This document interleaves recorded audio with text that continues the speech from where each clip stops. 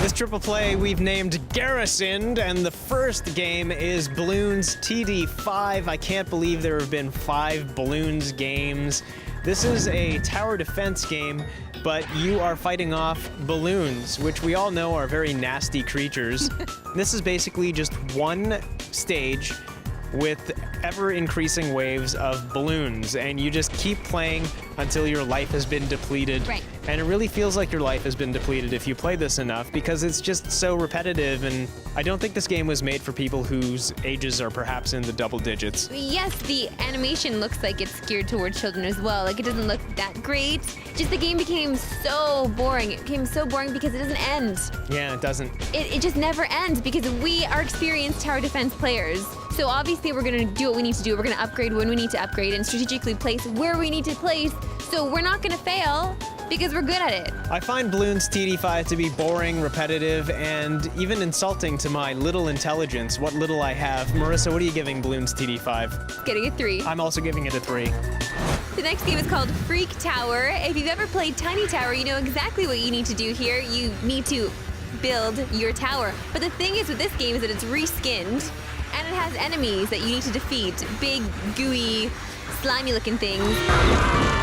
I thought it was pretty neat. I mean, we were huge fans of Tiny Tower, but here in Freak Tower, I like that they added in the whole tower defense mechanic where there's this monster that attacks every now and then, and there are different kinds of monsters, which is nice. I have to talk to you about something here, because I know you don't like copycats, but this is a blatant copycat. I mean, everything about it is just copied from Tiny Tower, even the colors that they use to designate different jobs in different areas in the tower. Well, it is unfortunately a copycat. They did add that whole element of the monster coming to attack every now and then, which I think is cool.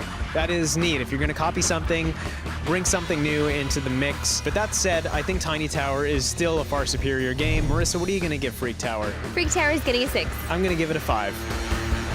The final game in this triple play is Knightmare Tower. This is a game that I've heard murmurs of online and didn't really think that there should have been such a big fuss based on its visuals, but actually seeing this game in action and feeling how this plays, just controlling this knight and making him dive into these monsters, slicing them in half quite brutally, is just so much fun. I can't even begin to describe it. Oh yeah, but the animation is so cool. Yeah. I love that when you slice through an enemy, it looks so awesome, and I love that the mechanics here are so simple, but that's what you need for a device like this. You need very simple mechanics, and the tilt controls work perfectly, the slashing works perfectly. The only thing that threw me off here was the price, because I thought this is just going to be another freemium game. There's little achievements that you can get each time you play through. You've got 3 goals that you can meet. You can go for a perfect launch, you can make it a certain height in the tower, etc., kill how many bad guys, and it remembers all that, and it feels good to actually progress here. It sounds silly to say, but it just does feel good, and the animations are just incredible. Marissa, what are you giving Knightmare Tower?